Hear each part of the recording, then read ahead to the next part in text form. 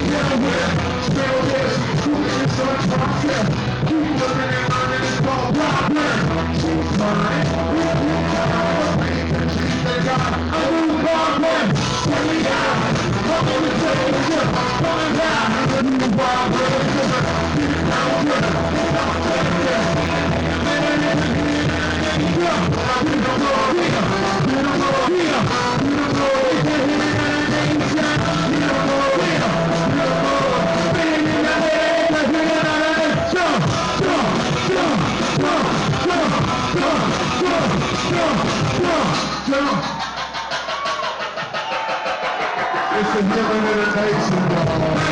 Man, it's just ready. Every in the middle, it's back in it. We gon' get the jungle, right to the Sunday. Not like we're gonna go up, but we go up to the city. Burn it up, we gon' get everybody knocked. Gotta think it, take it, come on, get it bomb. Get it when I'm wrong.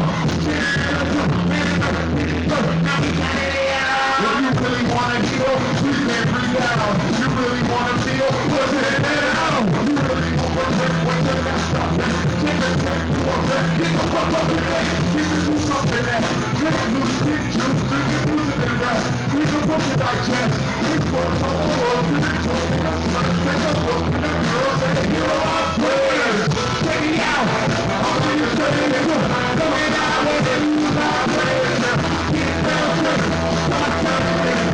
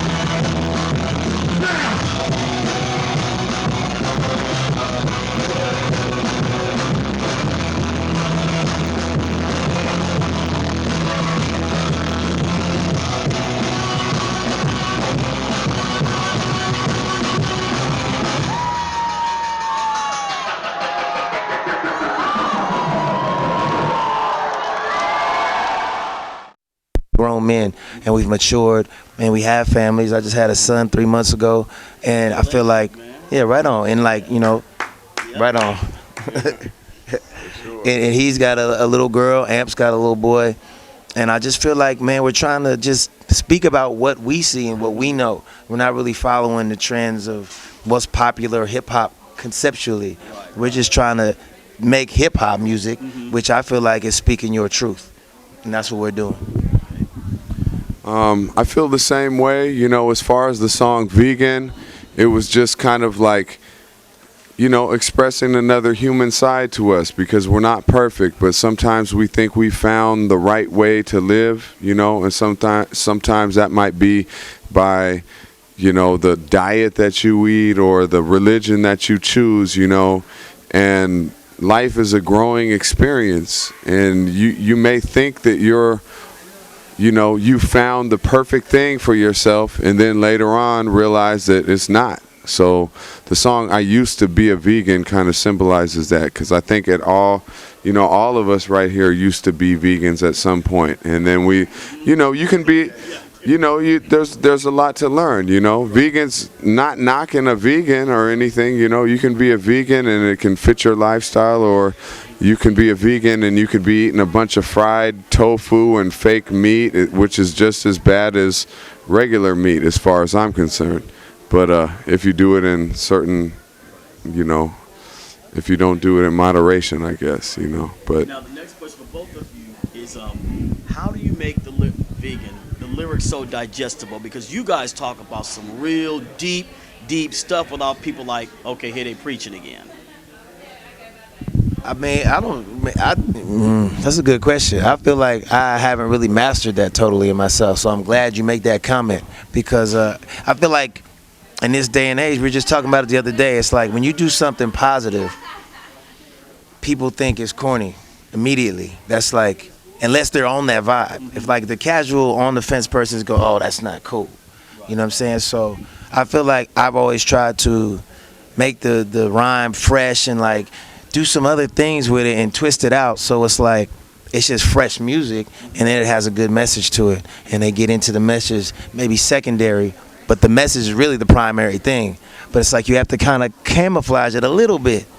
But on this record we kind of didn't even do that. We kind of just went straight at it. So I'm just glad you said that, and I'm glad the crowd came in and was feeling the music because I feel like it's maybe people just need that positivity right now too. Like you said, the world's in a certain state. Maybe we just crave something that's going to help us because we created this to help ourselves and other people. Yeah. I don't know. I just feel like, yeah, the music is just speaking our truth, and we're not trying to come across too preachy. We aren't perfect people. We're still learning just like everybody else, but we're trying to push the stuff that we believe in, you know what I mean? And we're trying to not push negativity and hopefully help the people listening to the music and at the same time give them something that they like to hear, you know? So we can come here and have a party and it can be, you know, 808s and, you know, drum breaks and all that stuff, and people can relate to it as far as music, and then there's that message because, you know, anything traveling on a sound wave has a lot of power, you know what I mean? And this stuff is being played over and over again. So if you're saying something negative, it's not really helping the world. If you're saying something positive and people are playing it and meditating on it and sitting around in a room listening to it, that gives it power and life. You know what I mean? And that's what we want our music to do and inspire. Yeah. Now, before we do that, how did you get the name of the Grouch? The Grouch, because I'm talking all this nice guy stuff. Nah. No, when I was younger, I mean, I was 18 years old, you know. I grew up on rap. I was like a rebellious teenager, I guess you could say. I mean, I didn't have a lot of money to start with. Everything that I've ever, all the money that I've received in my life, like I created that for myself, you know what I mean? And so there was times when I was struggling. When I was younger, I didn't have as much figured out as I do now. And I used to, you know, it used to get to me. And I used to be, a lot of my early songs are not as positive. They're like complaining, you know, like, man, my car is broke down. I go to the DMV, they're not trying to hear my story, you know what I mean? Just little stuff like that, you know, just little things. It was never too serious. But, you know, I grew up in Oakland, California, so I've seen some things. And, you know, I don't know. I just grew into the person I am now. And Zumbi, I know this lifestyle, this career is taking you guys around the world. So tell us some of the places that you have been blessed to tour in, and some of the funnier stories that when you got to a place, oh, we're there, you know. Oh man, that's crazy. I mean, we've been, all across Europe, Germany, Switzerland, Finland, UK, we've been to the Philippines, Brazil, Malaysia, a lot of different places I never thought I'd go, and we ended up there. Yeah, we rocked. And that was a funny story. Now, let me tell you about the Philippines. It was Philippines MTV, and they told us we were rocking for this fashion show. So we like, oh, cool, it's going to be fine girls, you know what I'm saying, baby? Man, we got on stage. It was a long runway. Right? As soon as we start rapping, all these models jump on stage, like 100 models, and it was like you couldn't even see us on stage. Yeah. We were like completely background, you know what I'm saying? And it was just hella embarrassing, but it was just like ironic because we were so excited. But then we were kind of like played like the sideshow. Right. But then at the same time, we were like, man, whatever, man. We in the Philippines, enjoying something different. And I think traveling the world is just a blessing because you start to see that people are people.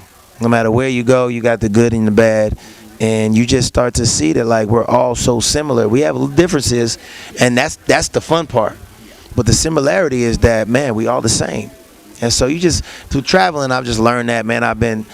I just learned how to appreciate life in a grander sense and not get so stuck in, you know, I live in California, this is how it's supposed to be. Like my horizons have been broad, so I'm thankful for that.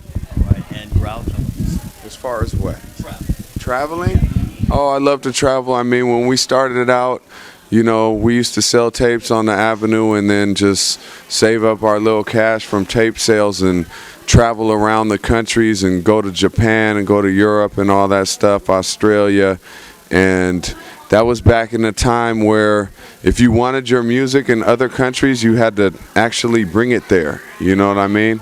And you couldn't just upload it on the computer and it was worldwide instantly, you know? So it was great times, you know. That's how I got a lot of life experience traveling around like that. I still travel, but honestly, I'd like to do more international travel right now, trying to make it out to, you know, Africa somewhere. You know, I think we're trying to set up a South Africa trip right now.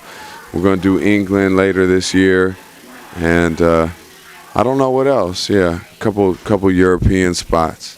Okay, now you guys, how do you get your collaborations together? Because you guys have on the new album, Los Rocas. Yeah. You even have an old school cat, Roy Ayers. Oh I yeah. haven't heard him in years. I'm like, Yeah. how do you get Roy Ayers? Hearing that xylophone, I know Yeah. Roy Ayers. Yeah. How does that work? How does that happen? So I'm really excited. I think we're all excited about having Roy Ayers on our project. And actually, the way it happened was like that song, Be a Father to Your Child, is a remake of Ed O'G's song, Be a Father to Your Child, from back in, I think, 89, or actually maybe by early 90s or something. And he sampled a Roy Ayers track when he originally made that song. So when Amp Live went to remake the beat, he was thinking about those samples that Ed OG used. And so we got the song together, and then he had played interpolations of the song, which you have to pay for, you know what I mean? So then we started the process of like, okay, how are we going to license this, you know? And it just so happened. Yeah. Yeah. What'd you say? I was just complaining about it, like, man, we can't get the publishing, we gotta pay this, you know what I'm saying? Like, but then it flipped. Yeah, then it flipped because their manager actually happens to be like pretty deep in the jazz world, so he had some kind of connection with Roy Ayers. He made the connection.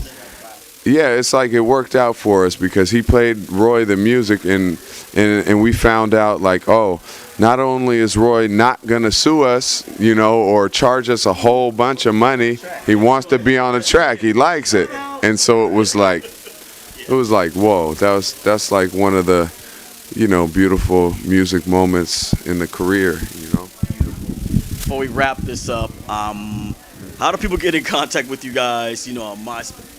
You know, how do people get in contact with you? You can check us out, Zion9thegrouch.com. We got a lot of new information on the tours and the new music and everything. You can also check out ZionICrew.com, and you can check out Twitter.com/ZionI. For sure. Now, same spots. I mean, I'm at The Real Grouch on Twitter, Zion, you know, for the Z and G stuff, and then I'm TheRealGrouch.com for my own personal stuff, as well as Z and G stuff too. All right, fellas. Thank you so much, and they are on Twitter. Okay, they are on Twitter. You got.